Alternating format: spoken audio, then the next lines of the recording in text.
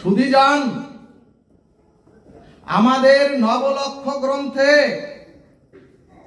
এই মনুষ্য জীবকে একটি ডায়েরির খাতা রূপে নির্ধারণ করে সেই ডায়েরির প্রথম পৃষ্ঠা ভগবান নিজে লিখেছেন, আর সেই ডায়েরির শেষ পৃষ্ঠাটাও ভগবান নিজে লিখেছেন। তাহলে সুধীজন, ডায়েরির 3টি পৃষ্ঠার মধ্যে প্রথম পৃষ্ঠা এবং শেষ পৃষ্ঠা শ্রী ভগবান লিখেছেন, আর মাঝখানের পৃষ্ঠাটি খালি বা সাদা রেখেছেন আপনাদের আমাকে লিখবার জন্য। এখন ভক্তগণ, এখন ও মাগো,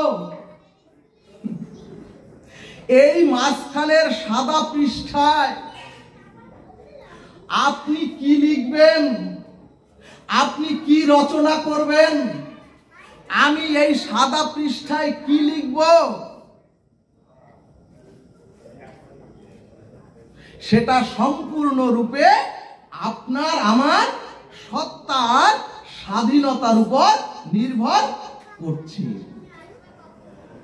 সুধীজন, তাহলে সুধীজন, মনুষ্য জীবনটাকে ভগবান যদি একটি খাতা নির্ণয় করেন, তাহলে প্রথম পৃষ্ঠায় জন্মটা লিখেছেন শ্রী ভগবান,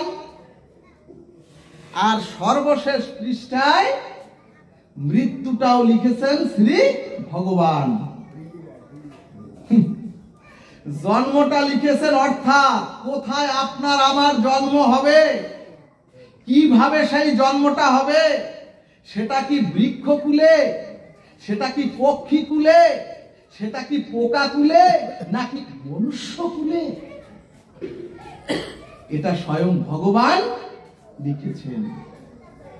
আর মৃত্যুটা কোথায় কি রূপে হবে, এটাও ওই ভগবান নিজ হস্তে লিখেছেন। সুধীজন, কবে কোথায় কিভাবে মৃত্যু হবে এটা কোন জীবে, এ চরাচরের কোন মনুষ্য জীবে জানা নাই। তাহলে জন্ম আর এই মৃত্যু দুটোই ভগবানের হাতে। তাহলে সুধীজন, জীবন খাতার পৃষ্ঠা হলো 3টি। প্রথমটি হলো জন্ম, আর শেষেরটি হলো মৃত্যু। কিন্তু মাঝখানের যে সময়, কিন্তু মাঝখানের যে জীবন, যেটুকু সময় এই জীবনে পেয়েছেন বা পাবেন,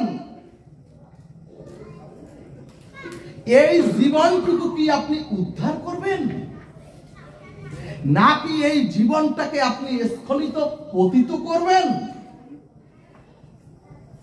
সুধীজন, এই লেখার পৃষ্ঠাটি ভগবান সাদা রেখে জগৎ জীবের কাছে বললেন, ওগো ওগো, এই মাঝখানের সাদা পৃষ্ঠাটি তোমরা তোমাদের সুকর্মের দ্বারা লিপিবদ্ধ করো। বলো না গো, রাধে রাধে।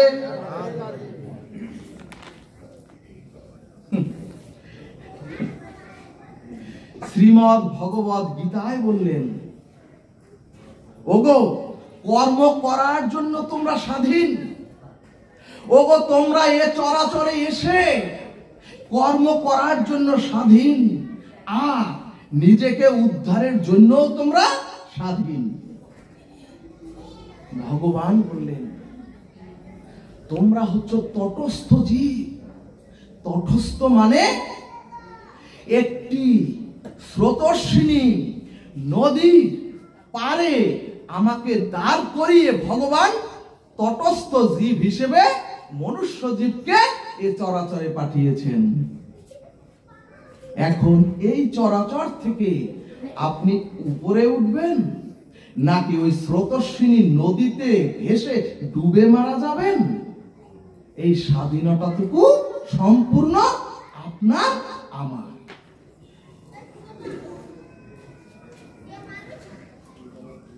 এখন প্রশ্ন করতে পারেন, ও ভগবান, তুমি নিজে আমাদেরকে উপরে উঠালে না কেন? ভগবান বললেন, ওগো, আমি নিজে সাধু গুরু বৈষ্ণব রূপে তোমাদেরকে শাস্ত্র জ্ঞান দিয়েছি। গুরু দ্বারা তোমাদেরকে রাধা মাধবের পথ দর্শন করিয়ে দিয়েছি। ওগো, তারপরও যদি তোমরা আমার পথে না আসো, এ তাই সব তোমার। অর্থাৎ তুমি পতনও হতে পারো, তুমি স্খলিতও হতে পারো, আবার তুমি উদ্ধারও হতে পারো। ভগবান বললেন, ওগো, মাঝখানের সময়টুকু তোমরা সৎ কাজে, ওগো তোমরা মাঝখানের সময়টুকু সৎ সংস্কারে, ওগো মাঝখানের সময়টুকু তোমরা আত্মকল্যাণে যদি ব্যয় করো, তাহলেই তোমরা সকলে চির মুক্তি পাবে। জয় নিতাই গৌর হরি বল। অর্থাৎ ওই সাদা কাগজে তুমি যা লিখবে, তোমার ফলাফল তাই হবে। এরপরে শ্রীমদ্ ভাগবত বললেন, শ্রুতি স্মৃতি পুরাণাদি পঞ্চরাত্র বিধিং বিনা ওই কান্তিক হরের ভক্তি উৎপাদয়তে কল্পতে। সুধীজন, তাহলে শ্রুতি স্মৃতি কি বললেন? শ্রুতি স্মৃতি পুরাণ ভক্তির মহাজন ব্যতীত, শ্রুতি স্মৃতি পুরাণ ভক্তির মহাজন ব্যতীত যদি আমরা আমাদের ইচ্ছা মতো ভক্তির আচরণ করি, ভগবান বললেন, তাহলে সেটা উৎপাত মাত্র। এরপরে গীতা শাস্ত্র বললেন, কালকে ছেলেটির মুখে শুনেছেন, জন্ম জায়তে শূদ্র সংস্কারেণ দ্বিজ উচ্যতে। সুধীজন, ভগবান বললেন, ওগো, তোমাদের জন্মের পরে প্রতিটি মানুষের, ভগবান বললেন, পূর্ব জন্মের স্বভাব সংস্কারের রূপ নেয়। আমরা যে জন্ম নেই, পূর্ব যে জন্মের যে স্বভাব, সেটাই আমাদের সংস্কারে রূপ নেয়। আর স্বভাব এবং সংস্কার এ দুটো অনুযায়ী মানুষ এ চরাচরে, ওই স্বভাব আর সংস্কার অনুযায়ী মানুষ তার গতিপথে চলতে থাকে।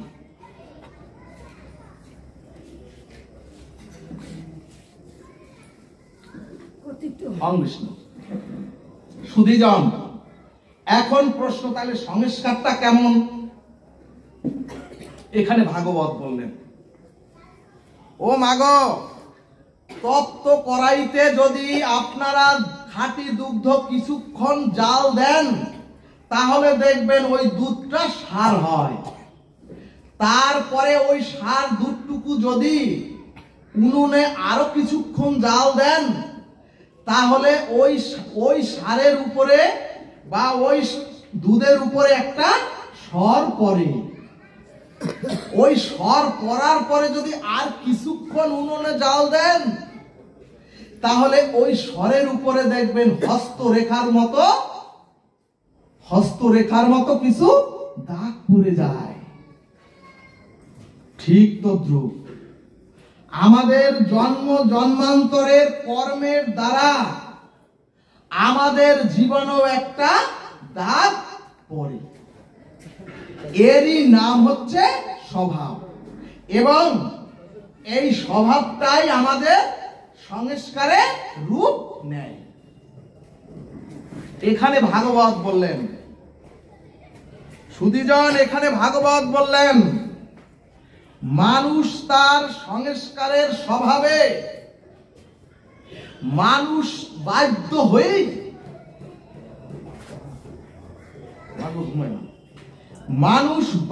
হয়ে পথ চলতে বাধ্য হয় এবং মানুষ ইচ্ছা করলেই এ চরাচরে এসে শুদ্ধ সংস্কারে সৎ পথে চলতে পারে না।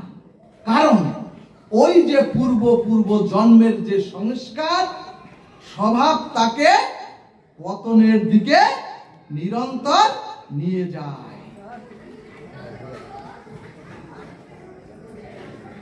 সুধীজন, ও মাগো, মানুষ চলতে চায়, মানুষ ভাগবত শ্রবণ করে সাথে সাথে সংকল্পবদ্ধ হয় আগামী কালকের থেকে আমি ভালো পথে চলবো, কিন্তু সংস্কার তাকে টেনে নিয়ে যায় পতনের দিকে। এখন প্রশ্ন, সংস্কারটা কেমন? এখানে চৈতন্য ভাগবত দৃষ্টান্তে বললেন, ও মাগো, এখনই যদি মায়ের গর্ভ থেকে একটি শিশু ভূমিষ্ঠ হয় এবং এ জগতের কোন বিদ্যা শিক্ষা তো ওই ভূমিষ্ঠ শিশুকে দেওয়া হয়নি, কিন্তু সদ্যজাত ভূমিষ্ঠ শিশুটি মায়ের দুধ টেনে যে খেতে হয়, এই বিদ্যা শিক্ষা ওই ভূমিষ্ঠ শিশুকে কে শিক্ষা দিল? অর্থাৎ সুধীজন, মায়ের স্তনে বদন দিয়ে যে মায়ের স্তন থেকে যে টেনে টেনে খেতে হয়, এই বিদ্যা ওই শিশুকে কে জানালো? ভাগবত বললেন, ওগো, কারো জানানো লাগে নি। ওই শিশু বহু জন্মব্যাপী মায়ের স্তনের দুগ্ধ পান করবার যে স্বভাব, ওই স্বভাবই ওই শিশুকে জানিয়ে দিয়েছে ওইভাবে মায়ের বদন লাগিয়ে মায়ের স্তন থেকে দুধ পান করতে হয়। এরপরে হরি ভক্তি বিলাস দৃষ্টান্তে বললেন, সুধীজন, বানর হনুমানগুলি দেখবেন, বানর হনুমানগুলি বৃক্ষের এ শাখা থেকে অন্য শাখায় লাফিয়ে লাফিয়ে চলে যায়, কিন্তু মানুষ যদি ওভাবে লাফ দেয় তাহলে তো পরে একেবারে হরিবল। সুধীজন, শাস্ত্র বললেন বানর পারে, কারণ বহু জন্ম থেকে ওই বানরের শাখার থেকে শাখায় লাফানোর অভ্যাস রয়েছে। এরপরে একটি কুকুরের ছানাকে, সদ্যজাত কুকুরের ছানাকে যদি আপনি জলে ফেলে দেন, সাথে সাথে দেখবেন ও সাঁতরিয়ে উপরে উঠে যায়। কিন্তু আমরা তো উন্নত জাতের কোন মানুষের বাচ্চাকে যদি সাঁতার না শিখিয়ে ওই জলে ফেলে দেন, তাহলে ওই শিশু সন্তান ডুবে মারা যাবে। ভাগবত বললেন, ওগো, ওর সংস্কার জীবন বাঁচানোর জন্য ওই কুকুরের ছানাকে ওর ওই পূর্ব জন্মের সংস্কার জল থেকে উঠে যাওয়ার সংস্কার ওকে উঠতে সাহায্য করেছে। কিন্তু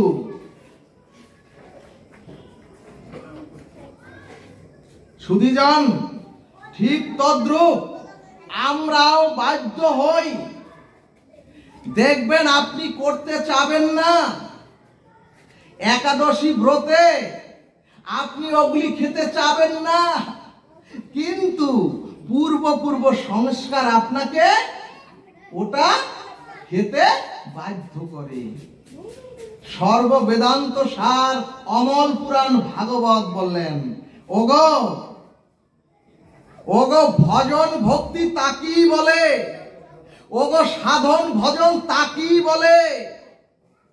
ও বাবা, যে ওই পূর্ব পূর্ব সংস্কার, যে ওই পূর্ব পূর্ব স্বভাব, ভোগ আসক্তির অন্ধকার থেকে ভাগবত বললেন, ওগো তোমাকে তো টেনে নেবেই অন্ধকারের পথে, ওগো তোমাদের তো নেবেই ওই পতনের পথে। কিন্তু সুধীজন, ভাগবত বললেন, ওগো যখন তোমরা সাধু গুরু বৈষ্ণবের এই চরণ ধুলির কৃপায়, যখন তোমরা এই সাধু গুরু বৈষ্ণবের চরণ ধুলির কৃপায় ওই সংস্কারের বিরুদ্ধে যুদ্ধ ঘোষণা করবে, যখন তোমরা ওই পূর্ব পূর্ব কুসংস্কারের বিরুদ্ধে সৎ সংস্কার নিয়ে সংকল্পবদ্ধ হয়ে যখন সৎ সংস্কার নেবে, অর্থাৎ নিম্নগামী প্রবৃত্তিগামী ভোগ বৃত্তিগামী মনকে যখন আপনি ভগবত চেতনামুখী করতে পারবেন, এর নামই হচ্ছে ভজন। জয় নিতাই গৌর হরিবল। ভাগবত বললেন, আমি তো বাধ্য হয়ে পূর্ব সংস্কারের দ্বারা নিচে নামতে চাবো, কিন্তু যেদিন আপনি বুঝতে পারবেন, ভাগবত তাকেই বলে, যেদিন আপনি বুঝতে পারবেন আপনার সমস্ত কুসংস্কার থেকে স্বভাবজাত সংস্কারের বিরুদ্ধে যেদিন আপনি যুদ্ধ ঘোষণা করতে পারবেন, অর্থাৎ যেদিন আত্মকল্যাণ উদ্ধারের চেষ্টায় ভোগ বৃত্তির বিপরীতগামী আপনি হতে পারবেন, এর নাম হচ্ছে ভজন, এর নাম হচ্ছে সাধন।